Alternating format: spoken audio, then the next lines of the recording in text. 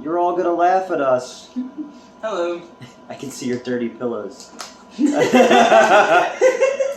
So, I found out during the Mission Impossible review that you had never seen Carrie before. Correct. So, we decided to watch Carrie tonight.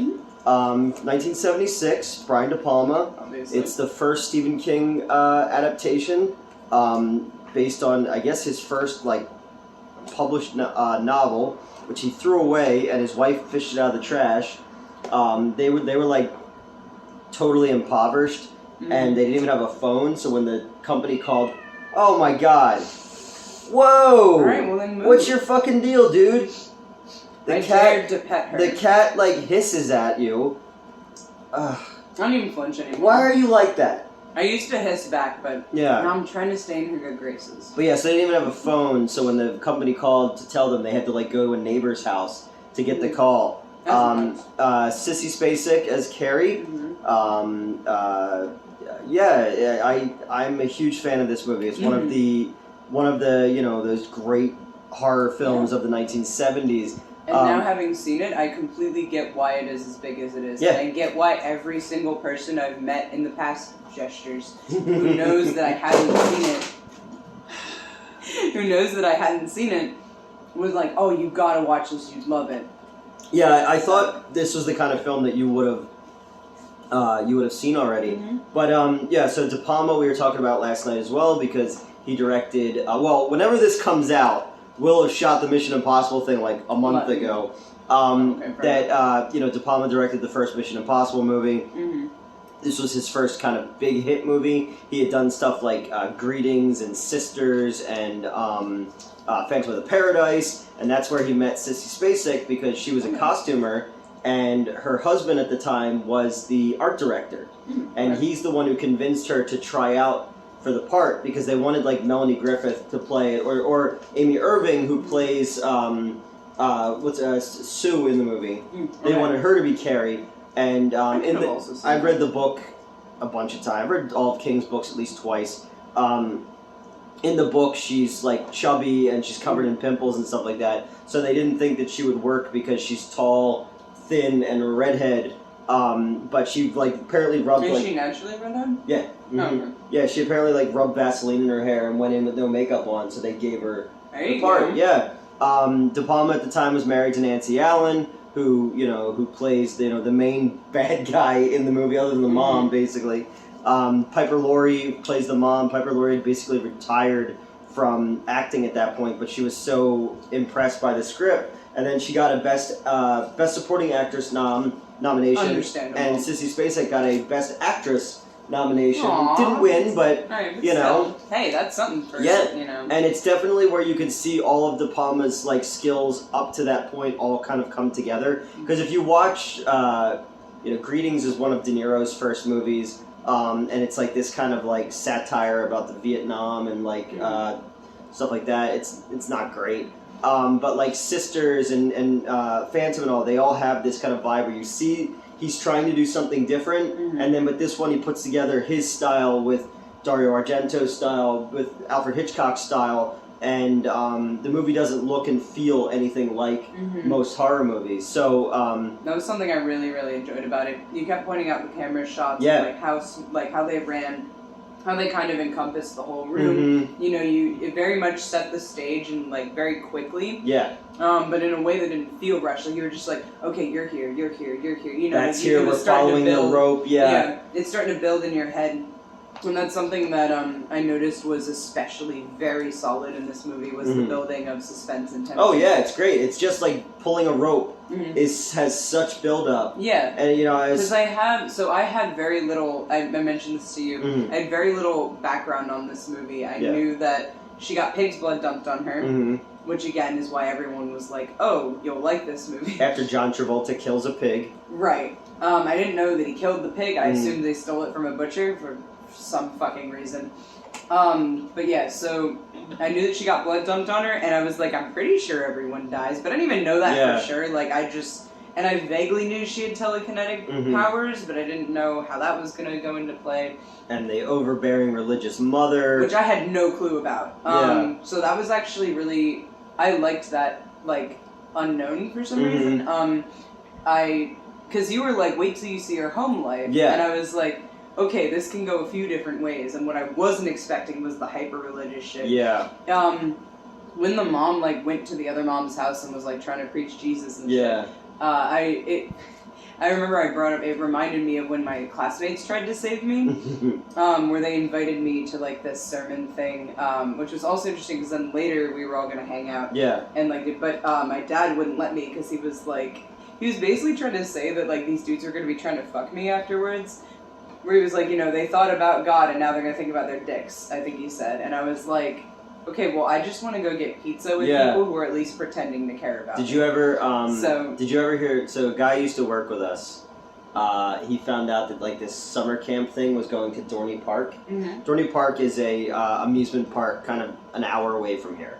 And he really wanted to go to Dorney Park, and he found out that it was, like, a religious thing. And you had to go to, like, the sermons 3 times a day, and he didn't want to go, and they told him he wasn't allowed to go home or call his parents. So he escaped into the woods and basically lived like fucking Rambo First Blood for half a day. It was like he's like, I just wanted to go to Dorney Park, but he had to like live off the land for a day, you know. That's fantastic. When I was in 6th grade, they asked me if I wanted to be part of this this like film artsy thing over the summer. So I went and I was like, yeah, cool. And then when I got there, I realized it was all like, now we're gonna like listen to our breathing and this and that. And I was like, can I go to the bathroom? And they're like, yeah. And I just fucking went home. That's amazing. I ran away from summer camp in like 4th grade, but I didn't get very far because I didn't know how to get home. Oh, true. But what was I going? Oh yeah, and you mentioned, and I also noticed this. Everyone was very realistic. Yes. Because I was preparing for I was preparing to get annoyed at people for acting more like tropes, but it was very, very realistic. Everyone acted more or less like, not how you expected them to act, but like they filled their roles, but it felt natural. Yeah. Like Chris's like freak out, and then like, you know, the whole build up of that was really nice, and it felt like she was like not just one of the group of girls who was, you know, tormenting Carrie. And then with Tommy asking Carrie out, Carrie and I had the same fucking reaction. It was like, no, that's clearly that's a joke. Like, and that was, and William Catt, who went on, he was in The Blue Lagoon with Brooke Shields. He was in The Greatest American Hero, which was a TV show from the 80s where a guy, aliens gave him a suit so he got superpowers. And the theme song is like, believe it or not, you're walking on air.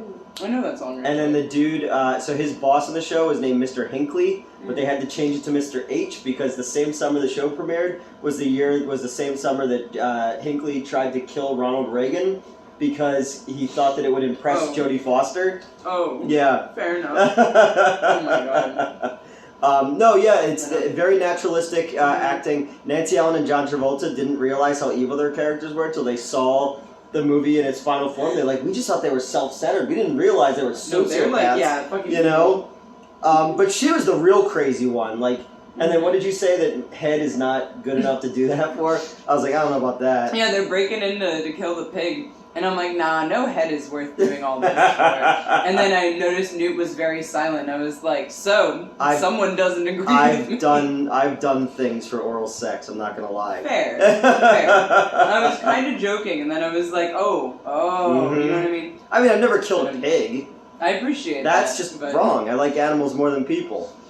But in general, it's kind of a good thing that I didn't see this movie earlier because... Oh man, that would have hit right in the... So I used to have all sorts of fantasies of like specifically like lashing back out against like my parents and like, you know, the people who were tormenting me in high school and all that and earlier. Yeah. But it was just a very constant like loop of power fantasies. So I feel like if I had seen this at the time, like something terrible would have happened. Oh yeah, your telekinetic powers would have kicked in. We just went to Wawa, and as we got in the car, Metz is like, they were all laughing at me in there, and I was just like, all right, relax, Carrie. No, but like legitimately, people stare and laugh at me all the time, and like I get it. Like I know I look a little nuts, but like. But I've also told you that I have seen weirder shit at midnight at Wawa. I said, you're fucking Sunday school compared to some of the shit I've seen in Wawa. Yeah, so... I'm just like, but yeah, I wasn't upset that they left in the end. I'm used to it.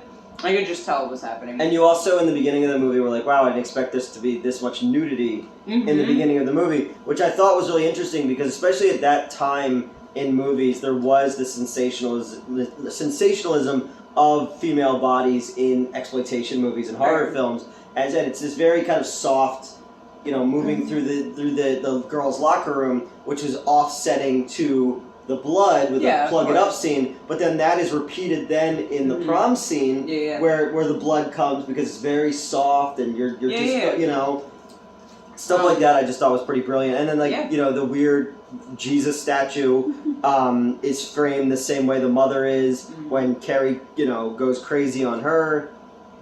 They made a terrible sequel called The Rage Carrie 2. I did hear about that. And the only person who came back was the girl who survives in the movie. Sue. And Sue for a while was married to Steven Spielberg because Lucas and De Palma were doing Star Wars and Carrie auditions at the same time, so they were just interviewing everybody at once. And then Spielberg at the time, De Palma was like, well, there's a lot of cute girls down here. You should come down because he was new to the Hollywood scene, and that's when he met her, and they were married for a while. So there you go. Good for him, But what are things I wanted to talk about? I forget. Oh yeah, I liked it. Sorry, I know the ending reminded me of I mentioned I was like, I'm gonna talk about Layers of Fear. So. Spoilers for this game, I guess, but I've mentioned it before. It's one of my favorite games. It's a psychological horror game. And initially, you play as a guy who's coming back to his house. You're a painter, and you're trying to figure out what happened to your wife and daughter. Over the course of the game, you realize that you were super abusive, and your wife killed herself. And then, your daughter got taken away by the authorities. And so then the DLC, though, you play as the daughter, and she comes back. And so both the original game and the DLC have 3 different endings. And you've got, so for the original game, you've got I consider it the bad ending. For the pro tag, it's the good ending. Where you basically forgive yourself for abusing your family and go on to become an amazing artist. Okay. There's the neutral loop ending, which is the canon ending, where you keep making... when you finish your painting, you keep getting stuck in your cycle of guilt. Oh, okay. And then there's in my opinion, the good ending, where you finish the painting and it's your wife and child, and the guilt consumes you and you set the whole house on fire. Okay. And that's actually echoed in the DLC a little bit because there are also 3 endings there. Yeah. One where you accept your father's love, basically, is like, he did his best. He did what he thought was right. And you lock yourself in the house forever and paint, as his protege, I guess. Yeah. And then, I forget one of the other endings. I played this 1 million times, but that one's the secret ending, so I try to unlock it first so I remember it. And then my favorite ending, which, is so the other 2 endings, you go up to your old childhood bedroom. Okay. And you see that he, set it up, as sort of a shrine. Okay. To you. And in one of them, you forgive him, and in the other one, you don't. And you pick the painting up and start smashing the room, and you burn the house down to yourself inside it. So I immediately noticed the parallels there with the abusive parent, and the guilt and forgiveness as themes, and I just very immediately connected those 2 things, and I like that ending a lot. That's pretty much it. I don't know.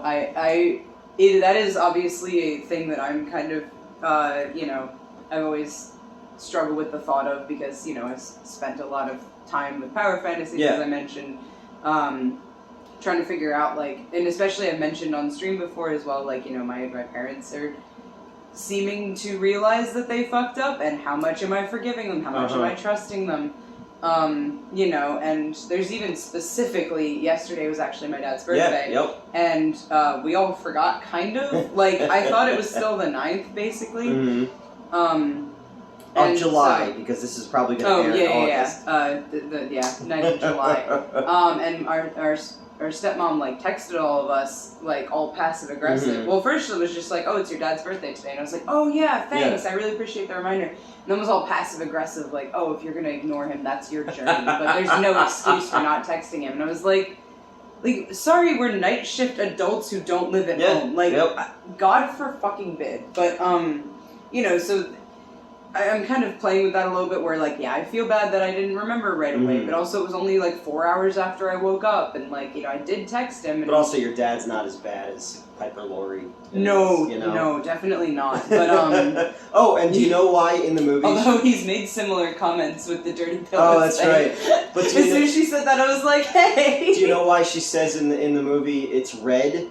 And she goes, no, Mom, it's pink. Mm-hmm. In the script, it said red, and they never changed it. So, wait, that's funny. I'm sorry. Sissy Spacek quickly ad-libbed that line to catch it, because you were like, it's champagne, you know? Yeah, I was like, it's a very light pink. Mm-hmm. That actually worked out really well, because, like, then it comes off as the mom being melodramatic about, like, the scarlet letter concept. And then her like, coming back all covered in blood, too. You know? So, like, and that ended up working out better than if the dress actually was red, in my opinion. Just little things like that I just think are cool. You described how they filmed the scene. So there's a scene, because this scene. Tommy asks, who's William Katt's character, asks Carrie to the prom, and the gym teacher thinks that they're out to embarrass Carrie, and she's sort of like like I said, in the book, the principal is that character, but in the movie they made it her because it makes more sense to have a female. So he asks her to the prom, and they have their first dance, and everything in that prom scene is very sweet. It made me feel really good. Like I enjoyed it. Because you were expecting him to be a dick. And the whole time, pretty much up until he kissed her, I was like, nah, this is still a joke. This is still a joke. And like, but I wanted it for her. Like, I wanted him. No, that's the whole thing. Is like she got that one. Like, it's hard not to feel bad for this character. It is. I don't know why you wouldn't. Exactly, and it's she kills all those people. They kind of fucking deserve it. Yeah, sorry, maybe that's a hot take. No, but I mean, it's like you can only push people so far before they lash out. But so they have this scene where they have their first dance, and the camera is moving around them. And they're spinning the opposite direction. So they had them on a platform, and they were spinning in one direction, and then the camera rig was set up on the other, so they were in sequence with each other going in opposite directions. And something like that. I liked the effect of that a lot, because, again, that's where that speaks to the tension building and the suspense of the scene. Well, not even just that. Because, that scene is more disorienting. You're in her head and her heart at that moment that she's drunk on the idea of... That someone actually gives a fuck about her. Yeah, exactly. So, I feel that with... it was very, that's probably how, that was obviously supposed to be how she felt when you got the whirlwind of emotions and, like, but I mean, I guess, to be fair, I didn't know the ending, so I felt the tension build in that scene as well, but, because it does Souls never takes her hat off the entire movie, including putting it on top of the hairdryer. That was so fucking funny. PJ Souls from Halloween, totally. And, Rock and Roll High School, she's great in that one with the Ramones. She's good in it. Yeah, the whole cast is so well done. It's Travolta's first real movie because he's in The Devil's Reign, but he's so like a background character. But at the same time they made this, he was doing Welcome Back, Kotter, which was a very popular TV show at the time. And you could tell that he was going to be like a name from this, you know. Okay, fair enough. And then him and Nancy Allen then got together again on another De Palma movie, which is Blowout, which I covered on this channel before. This is really well done. I see why it's as popular as it is, basically. And just beautiful, the whole, when her powers kick in and it goes picture in picture, when he's starting to do that and he's building, like, the whole thing and the way that the colors work, or when the fire engulfs behind her, it's just all these beautiful shots for this movie that really wasn't a big budget movie.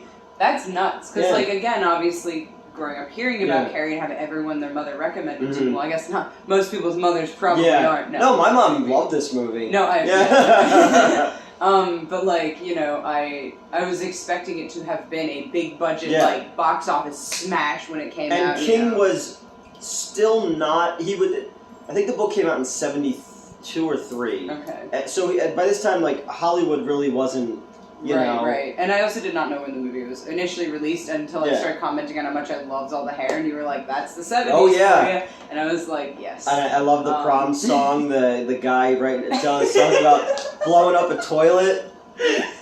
The song fucking starts, and I'm like, all right, this is pretty standard fare. But I hadn't even put on the subtitles because my brain doesn't work right. It's fine. But and fucking. So I'm watching the lyrics, like just absolutely enraptured, following the story of this song that's like, yeah, let's vibe, you know. And then he's talking about blowing up the fucking toilet and like the janitor having to like make sure he doesn't come back and shit. And I'm like, that's funny. What the fuck? And this is not a criticism. I love that style of music. A more modern example being like Pumped Up Kicks, for example. But like, you know, where you have like, you're like, oh, you're jamming, and then you're like, wait, what? The lyrics and the vibe don't quite line up. But it still works, you know. Like and I don't know. I like the score too, because the score is very poppy and sort of like off of what you would expect until it gets dark. Right. And then things kick in. I think that's a really, really cool way to do it as well. It very much sounded like, was it Elmer Bernstein, the guy who did the music for... I have no viral hair in this. It's fine, I'll live. It's just cat hair. The guy who did all the music for Psycho. And because De Palma's a huge Hitchcock fan, you could tell that there were certain echoes of musical stings in that as well. So no, this is one of the best... one of the best horror movies ever made to me. I've watched it a million times. Never quite understood why people think that Sissy Spacek is ugly. I think she's beautiful. She's gorgeous. Oh yeah, I was gonna say, because you mentioned that like as the movie, like, so normally, and like I said, I mentioned this on stream. Like normally, if something is like super upbeat or like, you know, like it makes me uncomfortable because I'm waiting for the other shoe to drop. And then, it, like, when it finally does, I relax. But I didn't feel that in this at all. Like, when she was happy, I was fucking thrilled. Yeah, like, that was very good. And I don't know. Even when she stands up to her mother, and she's just like, you know, she's like, we're done, we're not going to talk about this anymore. Yeah. And I was like, and you were like visibly like excited for it, you know? Because that's what her mom fucking deserves. Her mom deserved worse, in my opinion. Honestly, just getting stabbed a few times, like whatever, you fucking bitch. But I'm fine. No, but that's been my mantra lately. But I'm fine. But you know, it was really nice seeing her go from like, you know, cowering in the corner, which also was then echoed after she killed her mom as well, and then the guilt kicks in. And holy fucking brings shit. The house down on her. But which like I liked that. Like, I know I always fucking harp on themes of abuse and things, but like, you know, I liked that in general because, you know, to someone who doesn't know what it feels like to have that kind of relationship with a parent, you know, they're like, what the fuck? Why do you feel bad? Like, of course you wanted to kill her, or, you know, whatever. Whichever direction they're approaching it from. But it's like, yeah, man, like, I don't know. I get it. But, and I also picked up on one line in particular that I don't know how intentional this was, but, like, when they were first talking about the prom, and she's like, I'm not like you, Mom, like, I'm funny, like, funny. And I was like, she thinks her mom is normal. That was a good touch, because, that's how it's presented, is that people like that are like, no, the world is the way that I say it is, and you're wrong otherwise. And growing up under that, you're going to believe that. And I knew the really weird religious kids growing up. We were never religious, so... And I just, you know... Good for them, but it ain't my way. And then we also discussed that if someone tried to do that to you at the prom, it would have backfired on them horribly. Because I obviously alluded to the fact that I've been asked out as a joke before, and, you know, people pretending to be my friend just to, like, fucking make fun of me, like, post pictures of me and shit like that, and get, like, secrets from me. But, which also didn't really need to happen. I was very open about myself, and before I learned to tone it down, and then kind of just this is toned down. Not really anymore. I've embraced who I am. But That's good. yeah, right? But yeah, like people did that to me all the time, but I feel like if this exact sequence had happened to me where like, oh, we're going to make Met's prom queen, which first of all, I wouldn't have fucking believed that. But then they dump pig's blood on me, I'd have fucking lost my mind. That would have been amazing. I've been like, oh, thanks. As we were walking into my apartment, I was like, as the kids who did it to you, and they'd be like, well, I don't think we thought this through at all. Like that may have backfired. But I love that scene where like Nancy Allen is under the stage, and it's just like her lips are moist. She's licking her lips. She keeps like playing with the rope. Like she's so ready to pull. Ready to pull that rope, you know. And yeah. And also, even after the pull, I thought it was going to be a lot less like.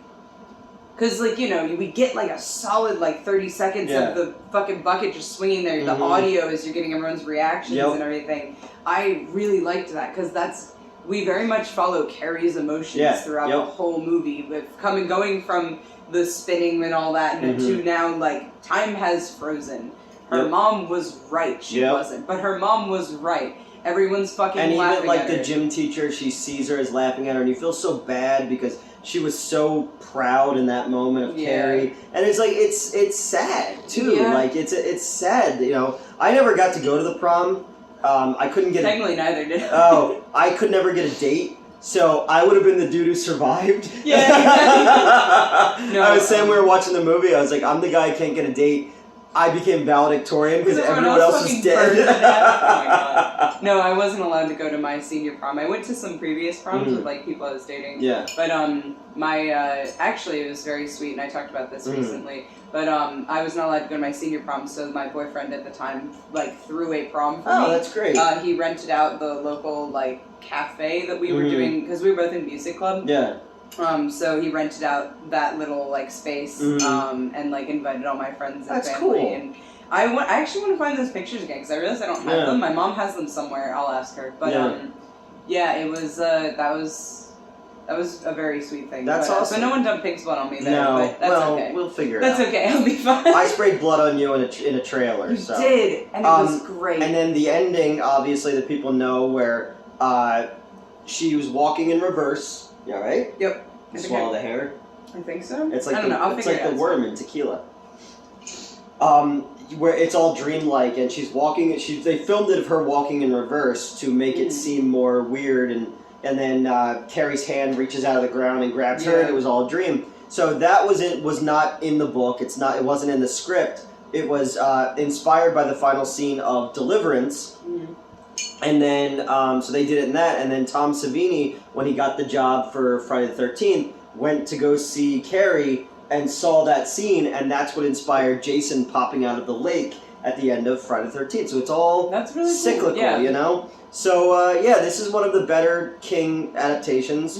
Most of King's non-horror adaptations tend to be the best ones. Because I personally think The Shawshank, it's not my favorite movie, but The Shawshank Redemption is probably the greatest American movie ever made. I would put it above Citizen Kane, actually. I actually haven't seen, no wait, I did see Citizen Kane ages ago. One of the greatest things, so Kane is brilliant, okay? Kane is, they let a 20-something-year-old guy basically reinvent the language of cinema, you know, and RKO did not appreciate afterwards everything, you know, because Orson Welles had to have it his way, but, well, then they also, in Touch of Evil, they had Charlton Heston play a Mexican. Okay. But they also had this amazing crane, unbroken shot to start the movie. I think the line is in Superbad, where he's like, Orson Welles, he peaked at like 27 years old. No wonder he ate himself to death, because he made the greatest American movie ever, you know? And then he died as the voice of Unicron in the Transformers 86 movie.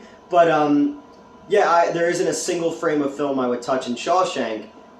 There's a great scene, if you ever go back and rewatch Citizen Kane, there's a scene where there's a background that's projected in one of the scenes, and they obviously took the footage, because RKO also did Kong, they took the background footage of Kong, so there's dinosaurs in the background. Nice. And once you see it, you can never unsee it.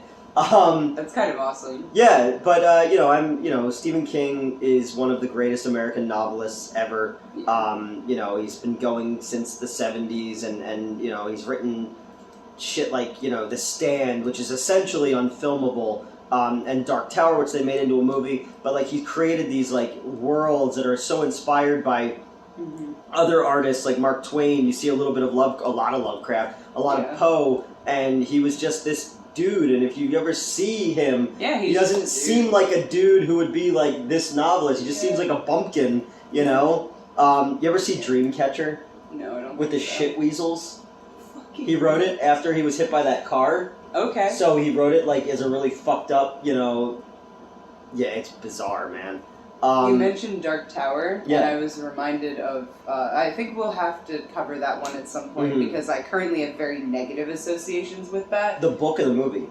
The concept. Okay. So you remember my former friend who's. Oh yeah. Yeah. Yep. I was like, I don't want to say his name. The diabetic one. Yes. Yep. Yeah. Mm-hmm. He was fucking obsessed with Stephen King, which is fair. Yeah, that's fine. And he was specifically obsessed with the concept of the Dark Tower, and he took acid at one point, and I guess kind of ended up with a pseudo-religion built around the tower. And he also kind of like forced me into it a little bit, like not like following the religion, but he decided I was like, that meeting me was part of the grand design of the tower, and he always fucking talked about this shit. And he decided that the AT&T cell tower in Wayne was like the tower. He was like, that's the one I saw, and I was like, bro, if I didn't think drug revelations were bullshit before. Yeah, Dark Tower basically says that all of his works all exist in one. Yeah, and that was essentially this guy's like thought process, because when like fucking Split and Glass came out. Yeah. And then like I had casually mentioned at one point that when I was younger we went to the Philadelphia Zoo every week because my dad's a veterinarian and I like animals. Still love animals. I haven't been to the Philadelphia Zoo since 8th grade. Damn. I want to go so bad. Well, maybe we should go to the zoo. I think we should go to the zoo. But like he was like, wait, it's all coming together. Person with DID hanging out at the Philadelphia Zoo. I'm like, dude, my dude, I'm not part of your fucking narrative. I saw Split with you guys, right? Yes. Okay, that's right. So I'm not part of your fucking narrative. What the hell? Yeah. Like meeting me was not destiny. We matched on Tinder because you kind of looked like somebody else that I wanted to fuck. Like, calm down, bro. You ever see Stand By Me? Yes. That's a good one that he wrote. Yep. The Green Mile, all that kind of. Yeah, Stephen King, man. Carrie. But yeah, like a different association with Dark Tower. Okay.